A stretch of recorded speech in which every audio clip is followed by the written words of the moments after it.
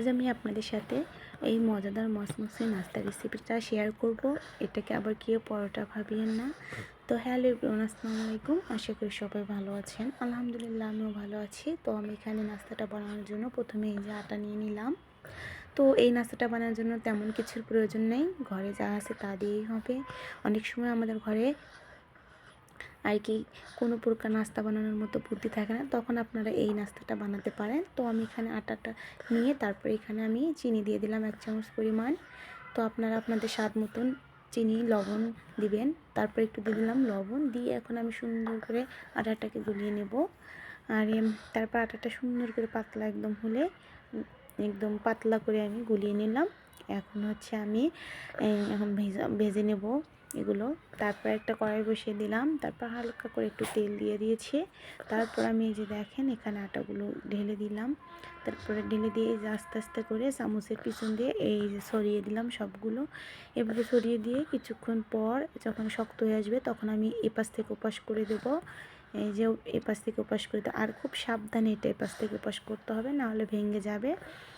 তো আমি দেখেন এপাশে বারবার একটু উলট পালট করে ভালো করে একটু ভেজে নেব। তারপর আমি এখানে দিয়ে দিলাম সয়াবিন তেল। আর সয়াবিন তেল দিয়ে আমি একদম মসমসে করে সুন্দর করে ভেজে নেব। আর এরকম করে মসমসে করে এই নাস্তাটা বানালে কি যে স্বাদ তা বলার মতো না। তো যাই হোক, আমি এই যে দেখেন সুন্দর মতো এপিট উপিট করে এই যে ভেজে নিচ্ছিলাম। আর একদম হালকা জালে আর কি আছে ভাজতে হবে, এতে করে সুন্দর মসমসে হবে আর খেতে বেশ মজা লাগবে। আর দেখেন নাস্তাটা যেমন পাতলা হয়েছে তেমন মসমসেও হয়েছে, আর খেতে যে কি মজা তা বলার মতো না। তারপর এই যে দেখেন আমি একের পর একটা বানিয়ে নিচ্ছিলাম, বানিয়ে নিয়ে রেখে দিচ্ছিলাম। তারপর আবারও আমি আরেকটা বানাবো এখন। তো আমি আরেকটা বানানোর জন্য আবার আটা দিয়েছি। এখন আমি আবার এই সুন্দর করে করে নিয়ে তারপরে এই যে দেখেন সুন্দর মতো এখন আবারও তেল দিয়ে ভেজে নেব।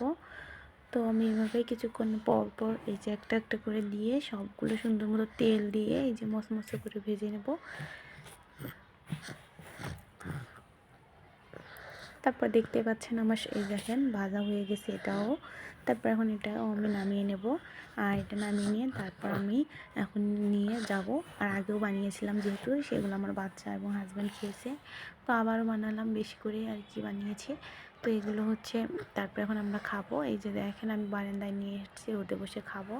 তো দেখেন কি মসমস হয়েছে।